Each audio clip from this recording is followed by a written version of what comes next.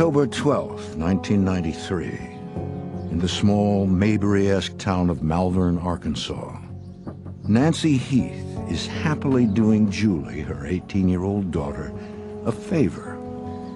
But puzzlingly, as 5 p.m. rolls around, Julie has yet to swing by her mother's place. Hey. Hey, where's Julie? My cousin Julie had dropped off some laundry. My Aunt Nancy was expecting her to be picking up her laundry, and when she never came, we didn't know what was going on. It's just not like her to not show up. We thought, well, surely maybe she's at a friend's or she's decided to do something else. By the following morning, there's still no sign of Julie.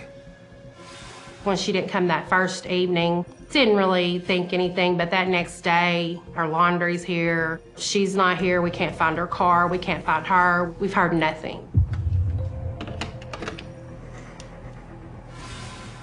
She didn't come to work. She had to be one of the most responsible 18-year-olds I've ever known. We knew Julie wouldn't just disappear. Nancy and niece Belinda head over to the home Julie shares with her best friend Samantha and Samantha's new husband, Chester Brooks. Julie and her was friends from about the 5th grade, and we all moved in together. Hey, Nancy, what's up?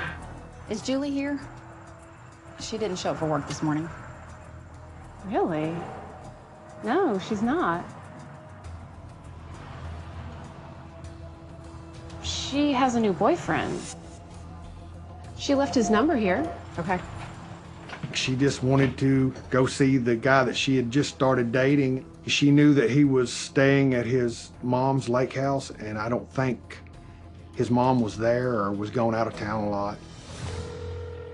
When Julie's roommate calls the new boyfriend's number, she gets no answer. At that time, you're thinking, okay, something's not right. We can't find her. We've heard nothing. Everybody was scared, and we were going to go to the police. When Julie's mother, cousin, and best friend arrive at the station, they are met with familiar faces. Well, I knew Julie Heath, and being from Malvern. She had a distinctive car. It was an IROC Camaro, black. It stood out. And I would see her, just around town. She was just a everyday local girl that was working a couple of part-time jobs and just trying to enjoy life. So what's our best guess of her whereabouts? I think she may have spent the night at her boyfriend's family lake house. She was headed to Hot Springs along Highway 270, which is the main state highway that travels from Malvern straight to Hot Springs. It's about 20 miles. So a fairly common trip for, teens and everybody here to make to Hot Springs, a little bigger town. What was she wearing when you last saw her? Black jeans and a black t-shirt, I think. And don't worry, Nancy. We'll find her. The fact that her mom was, adamant this was, unusual for her daughter to miss work, to not, contact friends, for nobody to see her. So it was a full-blown investigation. By the time Assistant Chief Bailey is heading off to Hot Springs, Julie's disappearance has become big news across the little town. After she went missing, everybody started freaking out because they knew something was wrong. That's one thing about Malvern. You knew everybody. You weren't scared of the people. You trusted. Me and one of my friends got in his Jeep and, we scoured the back roads and people got out and, drove around, was trying to search and just to see if we could find her. We were calling everybody. Anybody, people we probably hadn't hung around in forever, I was calling. Anybody I knew, hey, you've seen Julie?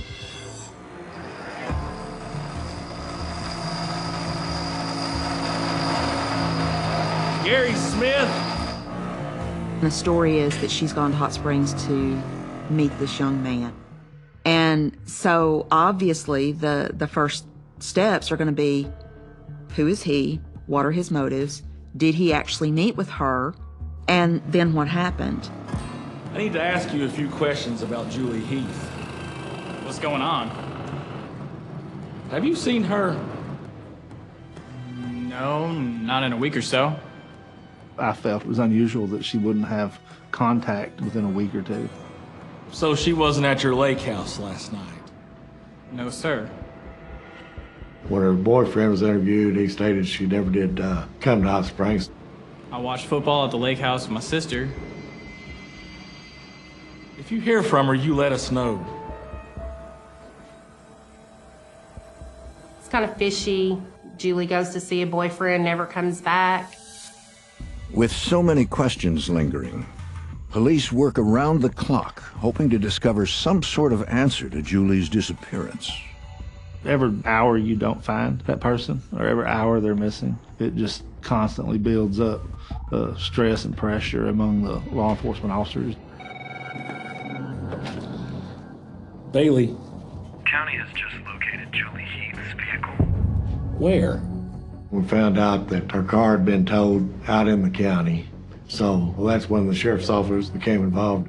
The car was found a few miles out of town along Highway 270, which is the main state highway that travels from Malvern straight to Hot Springs. The deputy had the vehicle towed about 11 o'clock the night she disappeared. And no one thought anything about it until the word spread that she was missing. And then I believe the record driver called and said that he had that vehicle. Unsure of why Julie's car was abandoned, investigators hope it will provide a clue to her whereabouts. Sheriff Colley and I went to the record yard where Julie Heath's car was towed to see if there was anything we could find there, like her purse, anything that would just give us a clue as to what might have happened. Antifreeze. We discovered that it was low water and antifreeze, which indicated it might be have overheated, and nothing disturbed as far as showing any kind of struggle or anything. Everything pretty well was normal.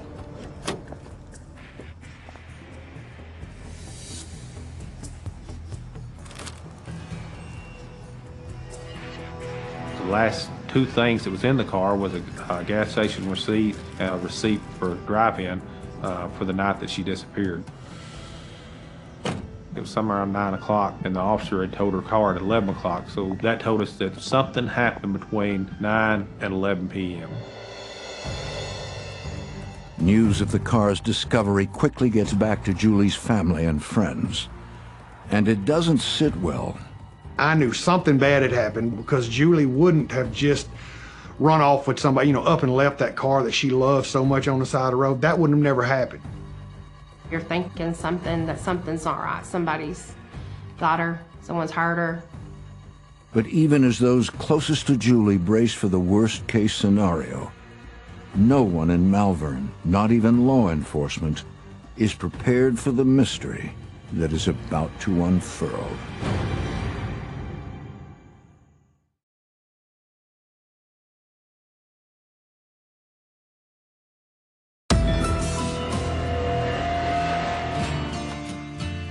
As autumn colors light the Ozarks, the famous healing waters of Hot Springs, Arkansas, draw in wealthy out-of-towners. But a little ways down Highway 270 in Malvern, scores of camel-clad sportsmen are prepping for the season. Deer season in this state is like a local holiday. Everybody goes out and they make sure they get their stand up. Some people go out there with their tractors and bush hog their shooting lanes. But as the news spreads that 18-year-old Julie Heath is missing, everyone's attention shifts to wondering, how can we help? It was horrible. Constant calls back and forth, have they found her, have they found her? We didn't have the Facebook and everything else that tells about everybody. You just pretty much let your imaginations run wild with you. As this disappearance went on, it started getting more intense. By October 14th, 1993, the third day Julie has been missing, the only clues police have to go on are the two receipts found in her abandoned car. Hey, how can I help you? Do you know Julie Heath? Sure, she was in my class. Do you remember seeing her Monday night? The girl that had waited on her, remember ordering her Dr. Pepper and her tater tots, but once, she got on the road to Hot Springs. We really didn't know what all went down. She say where she was going? Nope. She looked pretty, though. What do you mean? She usually doesn't wear makeup, but that night she did. Unsure what to make of this new information, detectives next pay a visit to the gas station a little ways away. Excuse me. Were you working Monday night? Yeah. Do you remember seeing her that night? No, sorry. Do you remember anything unusual that happened that night? A couple of hitchhikers came through. The problem with Malvern is it's right there on the interstate, and so you will have strangers just passing through. So you will have a lot of unfamiliar faces. Typically, they don't wander very far into town because it's a major thoroughfare. They're just going to hop on and hop off. One of them kind of gave me the creeps. Can you describe him? Yeah. About 5'10", bushy beard. Something about him just wasn't right. Okay. Well, if you remember anything that happened that night, if you would give us a call. Thanks.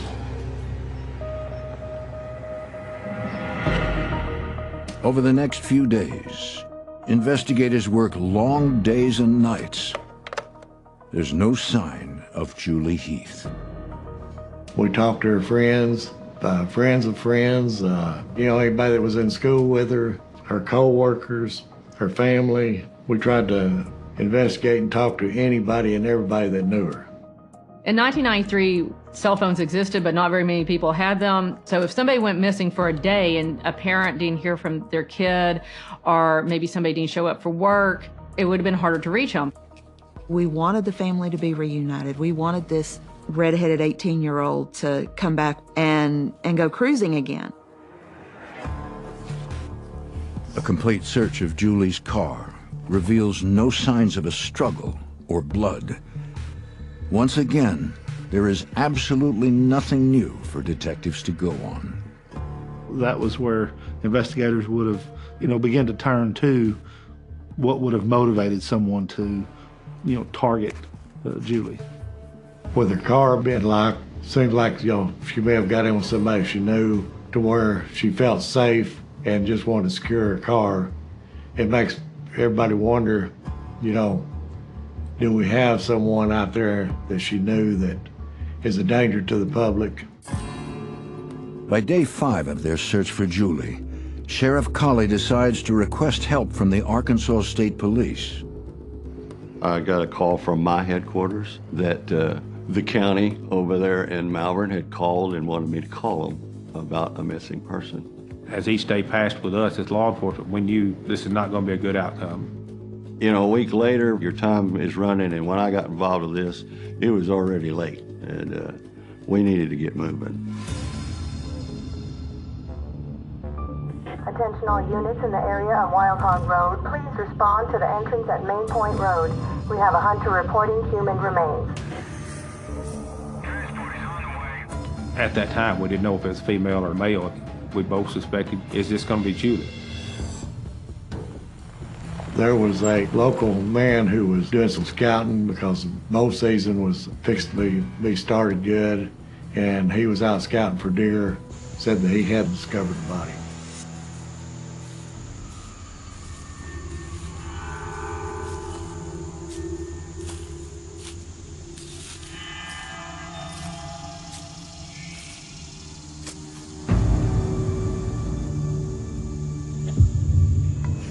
The clothing that she had on and the red hair, at that point in time, I realized that this is probably 100% sure going to be our victim that we're looking for, Julie Heath. Malvern's high-profile missing persons case is now a homicide investigation. Seeing the body actually in person, she had a deep wound from her neck and throat area. Julie is wearing the clothes she was last seen in, black jeans and black top. But the condition of those clothes points towards sexual assault. Her clothing wasn't quite the way it should have been. Articles were inside out, not fully zipped, not fully together, not where they should have been. The crime lab will need to determine whether she was assaulted or not. But one thing is clear to investigators. It is a crime scene, but it is not the crime scene. It is not where she was actually killed. It is where she was dumped. At that point in time, we realized we have a homicide of a young teenage girl. And more importantly now is we have a killer loose in our community.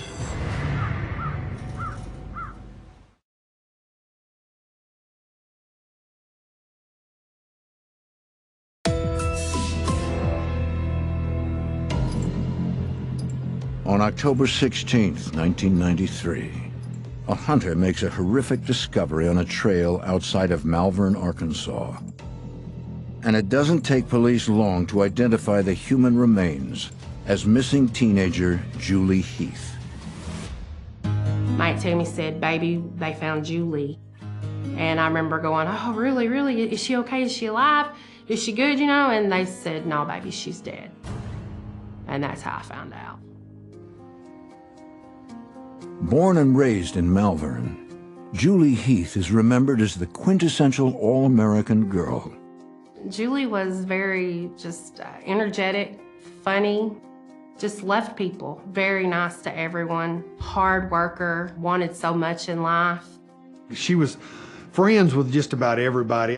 No one had no ill feelings about her. Just in general, she was just a good person. And more than that, Julie knew the value of hard work. Julie was very driven, and in the future, she talked about how she'd wish to be in law enforcement. For Julie to have just graduated, 18 years old, 2 jobs, and still have a personal life, a social life, she was really wanting to do something with her life.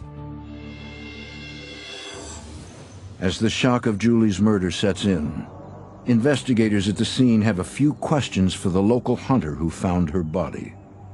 It's a well-known road locally, but, you know, someone not from the area, they wouldn't know about it. Tell me again why you were out here today. Well, I come out here every year to scout the area for trophy buck. So if it had been somebody that wasn't familiar with the area, they would have dumped the body a little closer to where the car was. You live nearby here? Yes, sir, about 5 miles down the road. We have to look at them as suspects as well, because that happens. People find their own crime, so to speak, and they interject themselves into it. How better to hide a book than a library, you know? So I found the body, and, you know, that's why I have evidence there. That's why my hair is on the body, or there's evidence of me around there. So let's be clear. You never met Julie Heath? Never crossed paths with her? No, never. He was out scouting. He was dressed appropriately to be out scouting. He was in an area that he hunts, and other people could verify that that was his hunting area. Investigators are inclined to believe the hunter had no involvement in Julie's murder. But they're not ruling anyone out at this point. Finding Julie just off the highway would not have been as concerning. Finding her deep in the woods and then realizing that this has to be somebody familiar with the area. Is this my neighbor? Is it somebody that I went to school with? Is it somebody Julie knew? Did she trust this person? Is it somebody that I trust? Once her body was found, everybody then really freaked out because they knew we had a murderer in Malvern. That's why everybody was more infuriated, because, you know, this is Mayberry. With no clear murder suspects, investigators return their attention to the new love interest they've been told Julie was planning to visit the night she disappeared. We all knew her boyfriend. He was a great guy, but, you know, still yet, there's still the slightest bit of doubt in your mind that, hey, you know, something could have happened. Especially if the boyfriend's the last person she's supposed to see, we need to know everything we know about that individual. You know, let him tell us what he knows. The first time investigators questioned Julie's boyfriend, Gary Smith, He said that night she went missing, he was home watching football with his sister. Julie Heath was supposed to have been on her way there, but the car was facing towards Malvern. So we assumed that she was having some kind of car trouble and turned and started to come back towards Malvern. The evidence police have uncovered does suggest that Julie never made it to the lake house, which begs the question, did Gary leave? Meeting with Gary's sister, they hope they can straighten things out. You really can't always go by what they tell you. You gotta go look for yourself and find out where they really were. From an investigator standpoint, when we start looking for suspects, you got to rule out everybody. Yeah, no one's left unturned. So you told Officer Bailey that you were asleep the night Julie went missing, right? Yes. Is it possible your brother left the house that night? No. No. How can you be so sure? Well, we didn't have a car. His was at the shop, so our mom dropped us off. It was plainly brought to satisfaction to all the officers involved that Mr. Smith had absolutely nothing to do with the disappearance or had any knowledge of her whereabouts. If you think of anything else, let us know.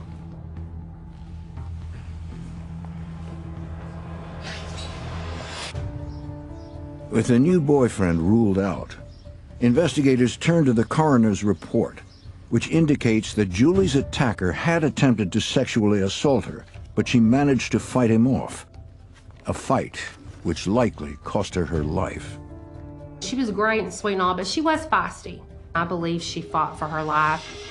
At that point in time, we knew we've got to step up our game. Now we've got to find out who done it, what happened. We got to answer who, what, when, where, and why. Next on the investigators' list of suspects is Julie's friend and roommate, Chester Brooks. Hey, Chester, got a minute? Chester was one of the last people to actually see Julie headed to Hot Springs. But there's another compelling reason investigators take an interest in Chester. As is common often in small towns, Julie had dated Chester briefly. There could have been a love triangle going on. It could have been totally innocent, or there could have been some secret relationship between Chester and Julie. Did you guys figure out who did this to Julie? We're just working to clear everyone she knew. Clear? Well, you know, I'm just about one of the prime candidates. I had dated her in the past. I lived with her. We need to know where you were the night she disappeared. How was that work? He kept going on and deeper and deeper. I was sitting there telling him, I was at work, go check my time card, I'm not involved. While detectives wait to hear back from Chester's employer, they cast a wider net. They go through outstanding warrants, hoping something jumps out at them. When we start looking into backgrounds of our known criminals, who fits the profile. Police are going to start looking at anybody who has attempted to kidnap somebody, anybody who has had a sexual assault charged against them. Definitely somebody who's raped someone. Hey, Mike, take a look at this. We had a warrant for Robert Gatlin for rape. That's not the only reason Robert Gatlin gets the detectives' attention. Found information that he was actually seen out there on a highway, the same highway where she was missing from. Any information that you get in, or any suspects, or registered sex offenders or anything at that time, you definitely start looking in the area to see, what may have happened to someone. So you want to find him, find out if he's a good suspect or not. He certainly is at this point. A lot of red flags for him. You remember that hitchhiker you saw the other night? Yeah, Think you'd recognize him if you saw him again? maybe. Yep, that's him.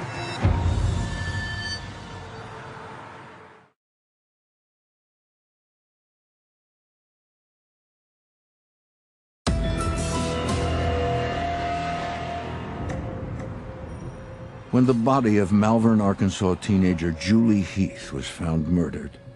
It left all who knew her in a state of shock, but none more than her mother. Everybody was very upset. My Aunt Nancy was like a zombie. I mean, she dyed her hair red. She started driving Julie's car. She started wearing Julie's clothes. It was horrible. It was bad. Everybody could kind of relate to know that there's that much pain and loss and sorrow, and really opened your eyes to impacts of what somebody's actions how it could really affect the entire community. You realize that Malvern's not the little town that we all thought it could be, that no crime really happens here and nothing else. And while the town of Malvern mourns alongside Julie's family, the sense of loss and fear is almost palpable. You start to realize maybe it's not such a safe world out there. You know, the innocence of being able to live in the community and go swimming at 10 o'clock at night and not have to worry about anything. Well, now the boogeyman has come out. The community began to withdraw. As far as all the parents are like really paranoid. They don't want their children to go anywhere. A lot of people wanted to get the kids guns and things like that, and we encouraged them to not panic. So yeah, it affects the whole community, especially a small one like this. When something like this case happens, law enforcement takes it personally. And my rule as sheriff was, unless I go home, nobody goes home. If you don't want to work, then I don't need you in my office. Everybody knew that once something happened, you were there for the duration. 2 days after Julie's body was discovered, there's a glimmer of hope that those long hours may pay off. Research has turned up an active warrant for a 29-year-old man from Hot Springs named Robert Gatlin, who is believed to have crossed paths with Julie on the night of her disappearance. County Sheriff, open up now!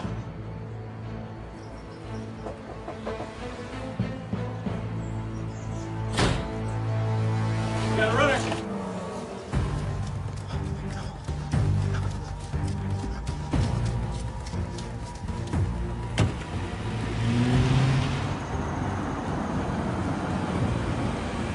Freeze! You were already in a lot of trouble, and that was before you decided to run from the police. Arkansas State Police investigator Charles Hefner is charged with getting Robert Gatlin to talk. I didn't know they were cops. When you interview a guy like that, that's already committed rape, he already doesn't have any gumption about him. He doesn't care what he does to anybody or himself. So he doesn't care to help you. He's not there to help anybody but himself. Where were you on Monday, October the 11th? Say around 9-ish? I was out. Out? Yeah, I was hitching down 270 trying to get south. He was trying to get to Tennessee, and then he was trying to get down to Shreveport, and he's going to work at the racetrack, but they weren't in. His story was crazy. Do you recall seeing a girl with a little car trouble? Black Camaro? Red-haired girl, really pretty. Any of that ring a bell? Hey, wait a minute. I ain't got nothing to do with that Heath girl. I'm not so sure about that.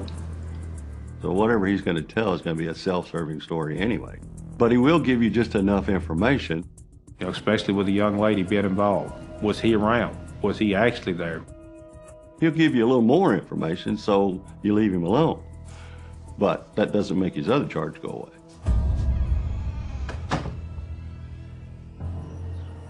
Gatlin is arrested for his outstanding warrant. But aside from his questionable story, there's still nothing concrete to tie him to Julie's murder. When you have an open case like that, it was our hope that we could find just one person that may have seen a vehicle, a specific suspect, you know, anything. If you think of anything else, don't hesitate to give us a call. Anything? Maybe. We had a witness that had seen a small dark-colored pickup by Julie Heath's vehicle on Highway 270. That could rule out the hitchhiker. Maybe, but everybody and their brother has a pickup in this town.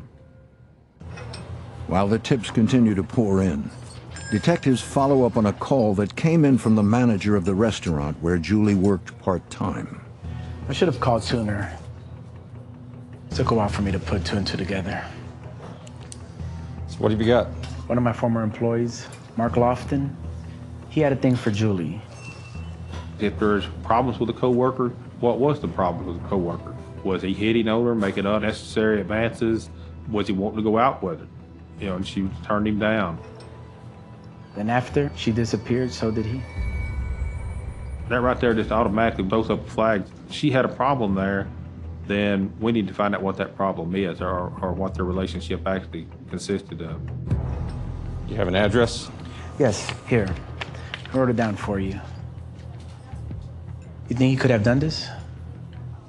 People get their feelings hurt for multiple different reasons, and depending on how big that hurt feels to them, there's the possibility that they would take it beyond what the normal person would.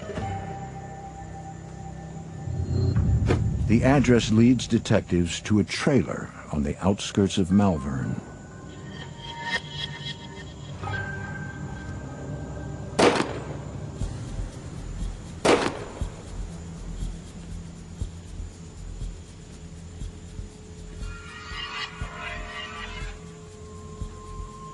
Put down your weapon! Put down your weapon!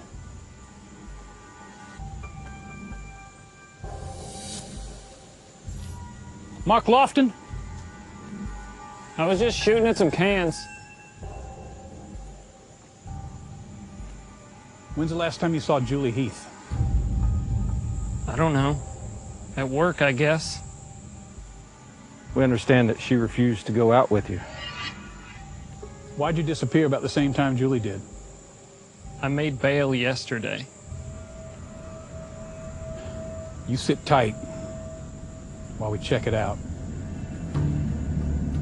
There was a point there where we'd run out of things to look for. We didn't know which way to go. We were kind of like right up against a brick wall. But a lot of people don't see the side on the law enforcement, that it's grinding and frustrating when you get to a point where you're kind of stuck and you're spinning your wheels. He's right. I've learned since that you still may get other leads that would be very good leads. And indeed, the Malvern police are about to get a very good lead from a somewhat unlikely source.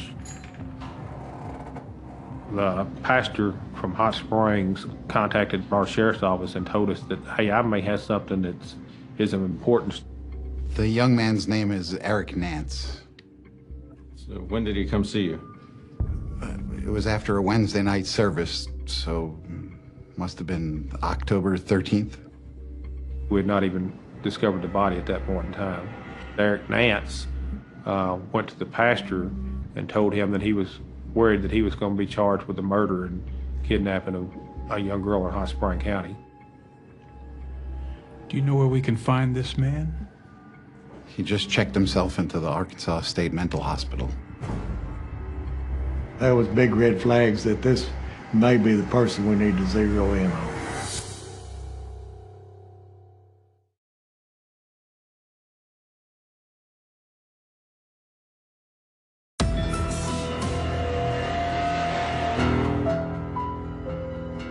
In the fall of 1993, a cloud of fear and uncertainty hangs over Malvern, weighing heavily on those charged with finding Julie's killer. But 9 days after the murder, police do have a promising lead to follow. It has to do with a man who's checked himself into a mental facility. Do you mind if we have a minute with Mr. Nance? No, that's fine. I'll be right outside. When they get their suspect alone, the investigation hits an immediate snag. I'm not talking without an attorney and my brother. Okay, Eric. Where can we find your brother? While investigators have a good suspect in Eric Nance, they have yet to sew up the case.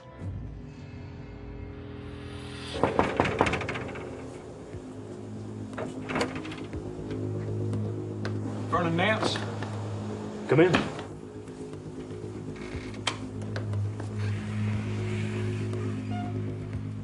Look, this is a case of wrong place, wrong time. Tell us everything you can recall about that night. Well, he called me. It was, gosh, about midnight, I guess.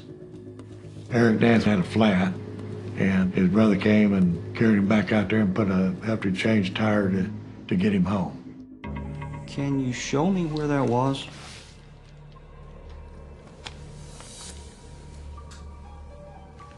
Well, he drew me a diagram, and in that diagram it showed me the highway that he picked him up on, a little faint road that had a gate on it where the truck was that he picked him up at. The spot is just a few hundred yards from where Julie was found, which put Eric Nance at the scene of the body dump. While you were helping Eric that night, you didn't see any blood or anything like that? No, sir. Any idea where your brother made that call from? Mini Mart. Here.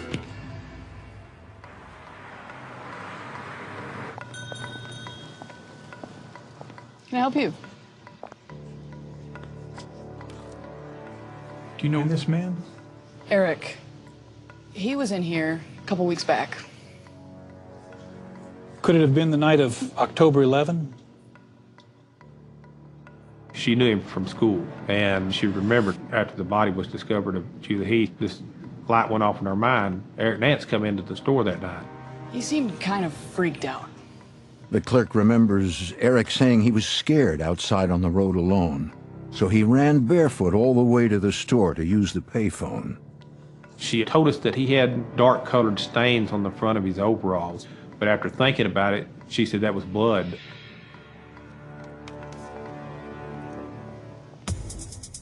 Police now double down on their investigation into Eric Nance. He makes a perfect suspect, but just because he did all that doesn't make him guilty of this crime either. So you have to go build your case, and that's what we went to do, to see if there was corroborating evidence. We tried to leave no stone unturned. If you couldn't prove him innocent, then the defense couldn't prove him innocent either. They may not have enough evidence to get an arrest warrant, but they do have enough to get a search warrant for Nance's truck. The inside of the vehicle, as far as the naked eye, it looked like, you know, nothing in it, freshly vacuumed, freshly washed. I mean, you could tell that. You could smell the cleaner inside the vehicle.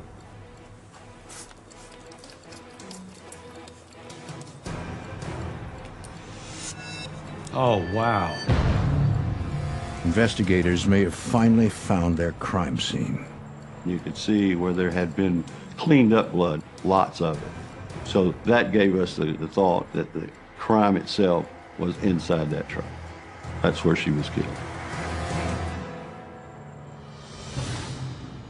On October 23, 1993, Eric Nance is transported from the Hot Spring County Hospital to the Hot Spring County Sheriff's Office. Under pressure, Eric cracks.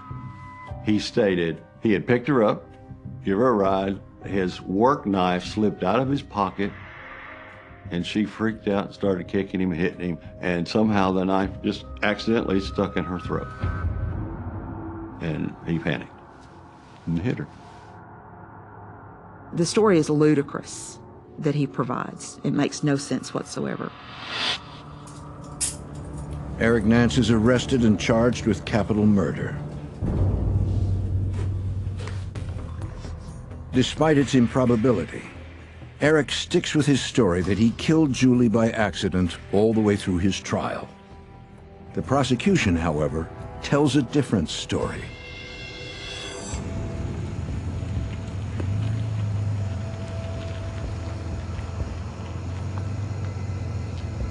Authorities believe that on the way to surprise her boyfriend in Hot Springs, Julie's car overheats. Need a ride? I think he told her he was gonna take her to a phone. I think at first, I'm thinking she was thinking, okay, I'll let the car cool off. you broke the dam, and then somebody just travels through, and bam. There's just that random chance meeting that it could develop into a crime and loss of life.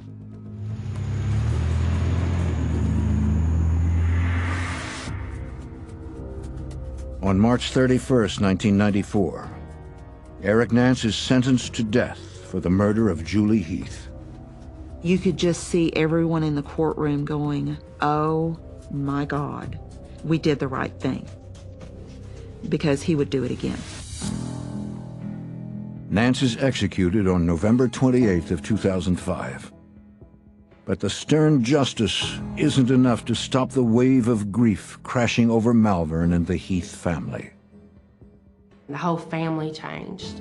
You know, it went from a happy, you know, hardworking, secure, just great, every holiday's being together, and went from that to people barely being able to function.